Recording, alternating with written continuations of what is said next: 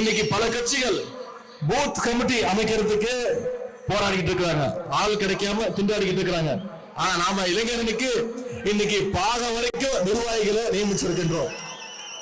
உங்களை மாதிரி இருக்கக்கூடிய இளைஞர்களாலதான் இன்னைக்கு நம்முடைய திராவிட முன்னேற்ற கழகம் 76 ஆண்டுகளை கடந்து வெற்றி நடை போட்டிருக்கிறது. இன்னைக்கும் அதே இளமையோடு அதே துடிப்போடு திமுக வெற்றி பெற்றிருக்கிறார். இங்க வந்திருக்கக்கூடிய இளைஞரணி தம்பிமார்கள் நீங்க மிக மிக முக்கியமான காரணம். நம்முடைய தலைவர் அவர்கள் இன்னைக்கு இளைஞரணியை துவங்கி 45 ஆண்டுகளுக்கு மேல் ஆகுது. இளைஞரணியுடைய ஒவ்வொரு கருப்பு சிவப்பு இளைஞரணி தம்பிமார்களும் இன்னைக்கு கழகத்துடைய கருப்பு சிவப்பு ராணுவ கட்டளை ஒன்றிய அரசு பட்ஜெட் தாக்கல் படிச்சு பார்த்திருப்பீங்க. அந்த பட்ஜெட்ல தமிழ்நாட்டுக்கு ஒரு திட்டத்தை கூட அறிவிக்கல. ஆனா எதிர்கட்சி தலைவர் எடப்பாடி பழனிசாமி என்ன சொல்றாரு? ஒன்றிய அமைச்சர் பட்ஜெட்டை முழுசா படிச்சு கூட முடிக்கல. படிச்சு முடிக்கிறதுக்கு முன்னாடியே எதிர்கட்சி தலைவர் திரு எடப்பாடி பழனிசாமி வாழ்த்து சொல்றாரு. என்ன மிகச்சிறந்த பட்ஜெட் அப்படின்னு. நீங்க எல்லாம் முரட்டு பக்தர்கள் கேள்விப்பட்டிருப்பீங்க, முரட்டு தொண்டர்கள் கேள்விப்பட்டிருப்பீங்க. எங்கேயாவது ஒரு எடப்பாடி பழனிசாமி மாதிரி ஒரு முரட்டு அடிமையை எங்கேயாவது பார்த்திருக்கீங்களா? ஜாதிக்கு ஏற்ற மோடின்னு சொல்லுவாங்க. இந்த மோடிக்கு ஏற்ற அடிமையாக இன்று திரு எடப்பாடி பழனிசாமி அவர்கள் ஒரு சிறந்த அடிமையாக விளங்கிக் கொண்டிருக்கிறார். இன்னைக்கு சட்டமன்ற தேர்தல் வருது.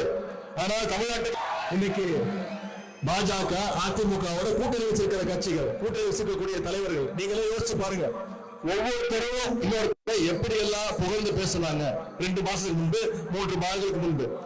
நான் என்ன சொன்னாங்கன்னு மட்டும் சொல்றேன், யார் பேசினாங்கன்னு நீங்களே கண்டுபிடிச்சுக்கோங்க.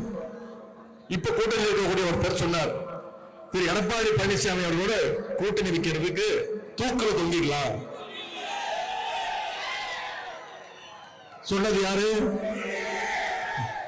இன்னொருத்தர் இருக்கிறாரு, அவர் சொன்னாரு, திரு எடப்பாடி பழனிசாமி அவர்களுக்கு எந்த அருகதையும் கிடையாது, ஒரு கவுன்சிலர் அவர்களுக்கு ஒரு தகுதி கிடையாது, அவர் ஒரு டயர் நக்கி அப்படின்னு சொன்னது யாரு? இந்த லட்சணத்துல தமிழ்நாட்டுக்கு டபுள் இன்ஜின் சர்க்கார் திரு மோடி சொல்றாரு. திரு மோடி அவர்களே, முதல்ல உங்க வண்டியோட டயர்களை பாருங்க. தமிழ்நாட்டில் நீங்க கூட்டு சேர்ந்துக்கக்கூடிய எல்லாருமே பஞ்சரான டயருங்க. உங்களுடைய பஞ்சரான டயர்களும் பங்கன் ஆகாத டப்பா இன்ஜினும் தமிழ்நாட்டில் என்னைக்கு ஓடவே ஓடாது. யாருக்கும் எந்த பயனும் இல்லாம ஒரு கோஷ்டி சுத்திட்டு இருக்கு. வெறும் சத்தம், ஒரு கொள்கை, லட்சியம், ஒரு கோட்பாடு எதுவுமே இல்லாம, அப்படின்னா என்னன்னே தெரியாம ஒரு கூட்டம் சுத்திட்டு இருக்கு. அரசியல்னா ஏதோ என்டர்டைன்மெண்ட் நினைச்சிட்டு இருக்காங்க. அவங்களுக்கு இளைஞர் தலைவர்கள் நீங்க சொல்லணும், அரசியல்னா மக்கள் பணினா என்டர்டைன்மெண்ட் கிடையாது, அது ஒரு கமிட்மெண்ட், அது ஒரு டெடிகேஷன் என்பதை நாம திமுக இளைஞர் தமிழ் நம்ம ப்ரூவ் பண்ணி காட்ட வேண்டும்.